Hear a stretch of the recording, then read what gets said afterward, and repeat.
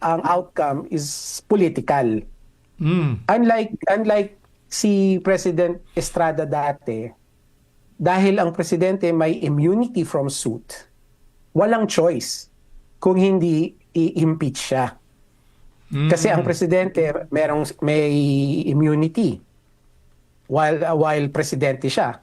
So hindi pwedeng maghintay. Ibig sabihin, tama, hindi pwedeng maghintay hangga't bumaba siya sa pwesto. Kaya dapat tanggalin na siya.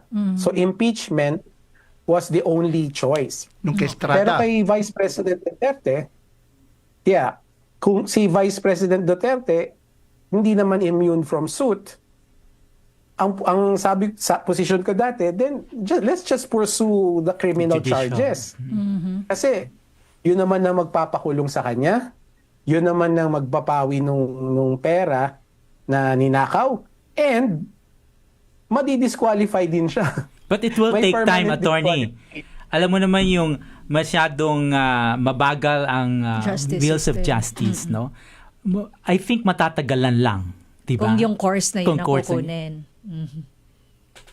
Yeah, pero like I said,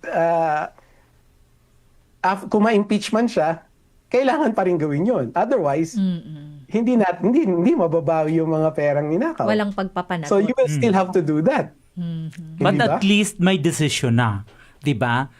Would that like yung kung ma-impeach siya, would that be a basis for the court to decide against against her, no? Not really. Oh. Yung court will still Hiwalay pa decide based on the evidence presented. Kumbaga, yung mga piniresentang ebidensya sa impeachment, effectively, uulitin yan dun sa Repasuhin. Sandigan Bayan. Hindi yan sabay. Another ha? battle yun. Oh, another battle. They will be presented again dun sa Sandigan Bayan. Kumbaga, hindi pwede sabihin ng Sandigan Bayan na just because na-impeach na siya, convicted na rin siya. It doesn't work that way. Kumbaga, whatever happens sa impeachment, separate siya doon sa mangyayari sa Sandigan Bayan. Pero at least pag-impeach na at talagang Na-convict permanent na. disqualification at tanggal siya sa pwesto, 'di ba? Yeah. Okay. Yeah, that's kaya nga ang sabi ko, Pastor Rene, the objective really is political, di ba? Gusto mo siya tanggalin sa posisyon at i-disqualify na siya from running in 2028. So that's political. You're not using It's political not in a bad way. Political exercise siya. No, it's not hindi Yung bad pamumulitika lang, political. sabi I'm just- nila. Parang democratic process, no?